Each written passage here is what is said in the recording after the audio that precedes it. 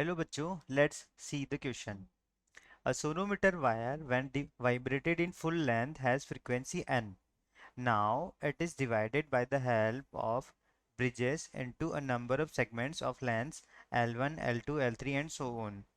When vibrated, these segments have frequencies n1, n2, n3 and so on. Then the correct relation is.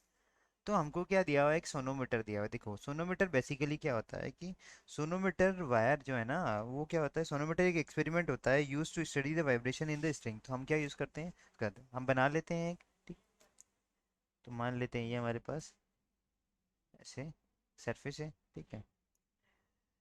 ये हमारे पास string है, मान लेते हैं ये हमारे पास क्या है, एक एक हमारे पास ये स्ट्रिंग है।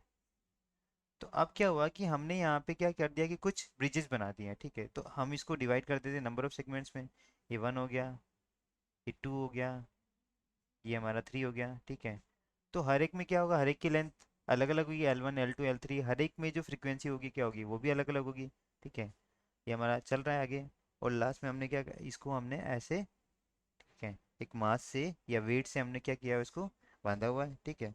तो ये हमारा क्या है, पूरा एक सिस्टम बना हुआ है, ठीक। तो अब क्या होगा, we change or vary tension in string under देखो क्या करते हैं हम, we change or vary tension in string under string law, under string law. और स्ट्रिंग लॉ क्या दी हुई है हमारी, फ्रीक्वेंसी। देखो हम जानते हैं कि फ्रीक्वेंसी जो होती है ना, n is inversely proportional to length होती है, ठीक है। और वो किस रिलेशन से आता है हमारा, हम जानते हैं कि n equals to 1/2L under root T upon M. M क्या हमारा मास डेंसिटी या टेंशन, ये हमारा लेंथ इन द स्ट्रिंग है। तो n is inversely proportional to L आता है हमारा।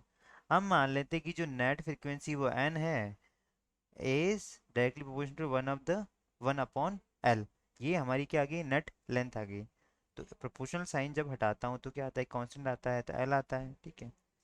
अब टोटल लेंथ जो होगी हमारी, टोटल लेंथ क्या हो जाएगी, टोटल लेंथ हमारी क्या हो जाएगी, L1 plus L2 plus L3 and so on चला जाएगा, ठीक है। तो यहाँ से L को क्या लिख सकता हूँ मैं, K/N लिख सकता हूँ, ठीक है। तो जो हमारा नेट L होगा वो क्या हो जाएगा, L1 plus L2 plus L3। तो L की वैल्यू यहाँ से लिख सकता हूँ मैं, K/N इक्वल्स टू लेंथ की L1 की value K/N1 plus K/N2 plus K/N3 and so on. तो K हमारा यहाँ पे क्या हो जाएगा, कैंसिल आउट हो जाएगा। तो 1/N equals to 1/N1 plus 1/N2 plus 1/N3 and so on. तो इसके अकॉर्डिंग जो हमारा करेक्ट आंसर हो जाएगा वो हो जाएगा ऑप्शन सी, यानी ऑप्शन जो सी हो जाएगा हमारा क्या हो जाएगा, वही हमारा करेक्ट आंसर हो जाएगा, ठीक है। That is 1/N equals to 1/N1 plus 1/N2 plus 1/N3। I hope you understood it well. Best of luck.